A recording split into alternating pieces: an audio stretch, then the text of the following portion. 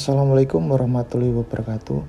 Perkenalkan, kami dari kelompok 8 mata kuliah Bisnis Internasional kelas 6B akan mempresentasikan tugas kami yang berjudul Strategi Masuk Pasar Luar Negeri. Kami kelompok 8 beranggotakan 3 orang, yaitu Ayu Febiana, Dwi Nur Hidayah, dan Bagas Sulistyo. Materi pertama akan saya jelaskan. Berikutnya Dwi Nur Hidayah, dan yang terakhir Ayu Febiana. Analisis pasar luar negeri. Analisa pasar adalah metode analisis dan penilaian pasar yang memungkinkan manajemen untuk mengidentifikasikan sejumlah pasar yang diinginkan dengan mengeliminasi pasar-pasar yang dianggap kurang menarik. Hal tersebut dilakukan dengan memasukkan pasar-pasar tersebut dalam serangkaian proses penyaringan pasar berdasarkan kekuatan-kekuatan lingkungan. Untuk meningkatkan pangsa pasar, pendapatan, dan profit, perusahaan harus melakukan 3 langkah, yaitu 1. Melakukan penilaian terhadap pasar-pasar luar negeri alternatif. 2. Mengevaluasi biaya, keuntungan, dan resiko memasuki masing-masing pasar. 3. Memilih pasar yang paling potensial untuk dimasuki atau untuk melakukan ekspansi. Pasar luar negeri menggambarkan hubungan antara permintaan dalam negeri akan produk impor dan penawaran ke luar negeri dalam bentuk ekspor. Strategi untuk memasuki pasar internasional yaitu secara langsung dan tidak langsung. Ada beberapa pilihan strategi untuk memasuki pasar internasional, di mana diantaranya yang pertama yaitu ekspor, yang kedua analisis strategi. Cara masuk ke dalam pasar luar negeri. Melakukan pemasaran produk luar negeri kini dapat dilakukan dengan mudah melalui media digital. Saat ini, akses untuk berkomunikasi serta penyebaran informasi dari seluruh dunia dapat dilakukan melalui internet, termasuk untuk memperkenalkan bisnis ke luar negeri. Untuk mengetahui bagaimana strategi yang tepat untuk melakukan pemasaran produk ke dalam luar negeri. 1. Tips pemasaran produk di luar negeri. Berikut ini adalah beberapa tips pemasaran produk ke luar negeri yang perlu diketahui, di mana diantaranya yaitu yang pertama, sebelum berencana untuk memasarkan produk ke luar negeri, pastikan produk yang akan dikirim adalah produk yang benar-benar berkualitas. Yang kedua, membuat website dengan menggunakan Search Engine Optimization atau SEO. Yang ketiga, memanfaatkan iklan menggunakan fitur iklan Google Ads untuk mempercepat proses promosi. Dan yang keempat, menggunakan Facebook Ads yang memudahkan pebisnis dalam membidik target secara detail, bukan hanya detail sampai suatu negara atau kota tujuan saja. Namun juga dapat mendeskripsikan secara demografi, profesi, sekaligus perilaku yang bisa diatur dalam iklan kita. Dan yang terakhir yaitu menjual produk melalui marketplace seperti Alibaba. 2. Strategi segmentasi untuk pemasaran ke luar negeri. Untuk memasarkan produk ke negara lain diperlukan langkah-langkah yang pada prinsipnya sama dengan langkah menyiapkan marketing plan dalam negeri. Salah satu yaitu dari marketing itu sendiri menyiapkan strategi segmentasi memasarkan produk ke luar negeri berarti memperluas segmentasi geografis pemasaran produk. Dengan begitu, tentu saja akan ada konsekuensi terhadap pasar yang akan dibidik sehingga perlu dilakukan review kesesuaian antara produk yang akan dijual dengan pasar setempat. Dari sisi segmentasi, demografi, psikografi, dan perilaku konsumen.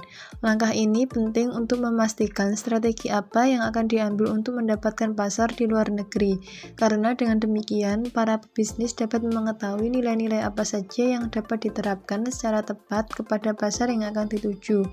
Yang tidak kalah penting yaitu mempelajari hukum perdagangan, hak cipta, dan perlindungan konsumen di luar negeri. Hal ini berkaitan dengan lancar tidaknya aktivitas bisnis yang sedang dijalankan di kemudian hari.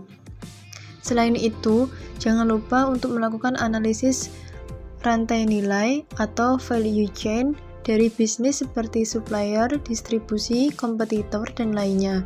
Dengan begitu, bisnis yang akan dijalankan di luar negeri bisa menjadi bisnis yang berkelanjutan. 3. Mencari pembeli di luar negeri. Dapat dilakukan dengan 4 cara berikut ini. Yang pertama, menggali pengetahuan tentang pasar yang akan dituju atau market intelligence. Salah satu cara yang dapat dilakukan yaitu dengan melakukan survei pasar untuk mendapatkan data mengenai kondisi pasar, produk sejenis di pasaran, harga kompetitor, dan mutu barang juga lainnya. Dan yang kedua, memperhatikan kualitas produk dan memastikan bahwa produk telah memenuhi standarisasi internasional sebelum melakukan ekspor. Standarisasi internasional dapat menjadi cara untuk menyesuaikan produk yang akan dijual dengan kondisi negara yang hendak dituju.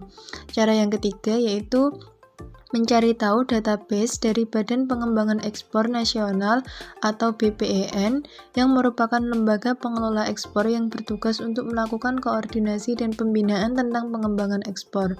Dan yang keempat yaitu mencari tahu database dari kedutaan besar negara asing di Indonesia yang biasanya memiliki perwakilan asing yang dapat membantu para pebisnis dalam menemukan dengan tepat siapa saja orang yang harus dihubungi untuk melakukan kegiatan ekspor. Cara masuk terspesialisasi bagi bisnis internasional. Perusahaan juga dapat memakai beberapa strategi terspesialisasi untuk ikut andil dalam bisnis internasional tanpa membuat investasi jangka panjang. Cara-cara khusus diantaranya kontrak manufaktur, kontrak manajemen, dan proyek turnkey. Yang pertama, kontrak manufaktur. Kontrak manufaktur atau kontrak manufacturing dipakai oleh perusahaan baik besar maupun kecil yang memakai sebagian besar dan seluruh sumber daya dari perusahaan lain untuk memenuhi semua kebutuhan manufaktur bagi perusahaan lain. Strategi ini mengurangi sumber daya finansial dan manusia yang dimiliki perusahaan yang harus disediakan dalam proses produksi. Keunggulan kontrak manufaktur antara lain resiko rendah finansial, memperkecil sumber daya yang dipakai, memfokuskan sumber daya pada elemen lain dalam rantai value chain. Kelemahan kontrak manufaktur antara lain, pengendalian yang berkurang, mengurangi potensi pembelajaran, berpotensi tumbuhnya masalah. Yang kedua, kontrak manajemen. Kontrak manajemen atau manajemen kontrak adalah perjanjian yang mengharuskan perusahaan menyediakan bantuan manajerial, keahlian teknis atau jasa terspesialisasi kepada perusahaan kedua dalam jangka waktu yang telah disetujui dengan dasar kompensasi uang. Untuk jasanya tersebut, perusahaan pertama menerima flat fee atau persentase tertentu dari penjualan. Kontrak manajemen juga menentukan bonus kinerja berdasarkan probabilitas pertumbuhan atau ukuran kualitas. Keunggulan kontrak manufaktur antara lain resiko rendah finansial, memperkecil sumber daya yang dipakai, memfokuskan sumber daya pada elemen lain dalam rantai value chain. Kelemahan kontrak manufaktur antara lain, pengendalian yang berkurang, mengurangi potensi pembelajaran, berpotensi tumbuhnya masalah. Yang ketiga, proyek turnkey. Strategi terspesialisasi lain untuk berpartisipasi dalam bisnis internasional adalah produk turnkey. Proyek putar kunci atau turnkey project adalah kontrak di mana perusahaan setuju untuk merancang, membangun, dan melengkapi fasilitas tertentu dan kemudian menyerahkan proyek tersebut kepada pembeli ketika sudah siap dioperasikan.